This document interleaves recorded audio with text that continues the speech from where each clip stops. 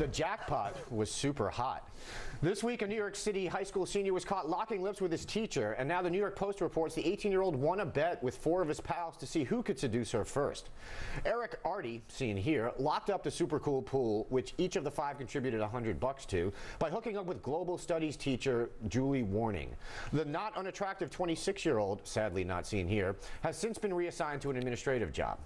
Students at the school say the boys would full-on flirt with her, and at first she tried to resist, throwing them out of class. Here's what one student had to say about the sordidness. They're always so nice to each other. He flirts with a lot of girls, sure, but Miss Warning? Oh.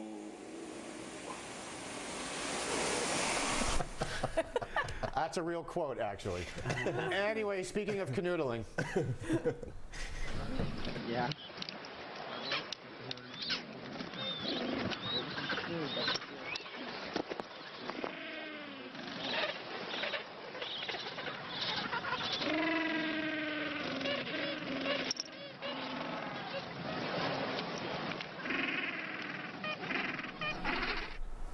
That just can't be legal. There's no way.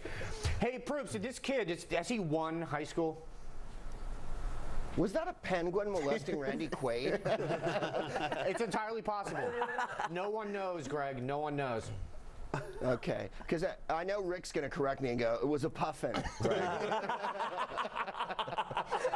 No, that was a penguin. You're right. All of my teachers in high school looked like Dick Cheney in drag or Barbara Bush, so we never really had this come up. Also, none of us had $100 to form a gambling pool to see if we could nail one of our teachers when I was in high school. Because we were dealing in Lincoln Logs and Columbian Brown. You know, Yeah, so, no, I had that thought. How did 5 kids each have $100? Like, how is that possible? I think they're like that now. Obviously, they're saving up to buy some Obama gear for this hotly contested election that's coming up. When I went to high school, it was like, you know, did you get an A? Now it's like, no, I got syphilis in 5 to 10. Wow, times have changed. Hey, MCAT, were you offended that the boys, that they made a bet about betting her or whatever? Because I know I was. What? They're teenage guys. I think I expected that. Yeah. The behavior sounded perfectly normal for teenage dudes. Yeah. Unethical on her part. This is one of those stories I'm not sure how to feel about, because I had a twinge of, like, I sort of liked that the underdog won. Because they were sort of downing him in the story, and he ended up winning. Yeah. Sort of came from behind. Yeah. Not, you know. Yeah. Anyway. Move on. So I'm not sure how to feel about it. I would feel different if it was female students and a male teacher, I'm sure. Yeah. And I don't know if that's okay.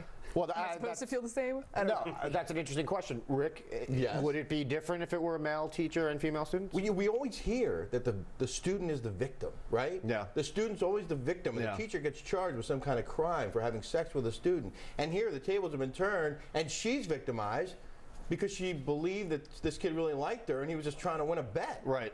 I mean, it's crazy. It's true, yeah. But like you, I can't believe these guys have this kind of money to throw around on bets. It's unreal. Up at the $100 in a pool, and you're in high school? I don't get it. That's crazy. I think they're doing something on the side. Maybe. Yeah. Maybe. Yeah. Hey, Bill, what do you have to say about this? Well, my favorite part of the story is. I'll take a even-handed question. No, right absolutely, there. I had something nasty to read about you. But you're just like, I decided not to. Thanks, buddy. I appreciate it. Yeah. I like my favorite part of the story is the day after the Post broke it, they describe a scene outside of his Washington Heights home where all of his buddies were holding the Post like this, like it was Palm Sunday and he was their horny Jesus, and they're just sitting there and just praising him. And that's the image that I hold dear in this beautiful, beautiful triumph of the will story. It's great. I feel like if someone had challenged me in high school to make out with a teacher, I might have got for it. Maybe could have won that. Yeah. Maybe. All right. Are we singing? We'll never know, Rick. No, we won't. We'll never I wish know. I was that teacher. So, do you have a comment on the show?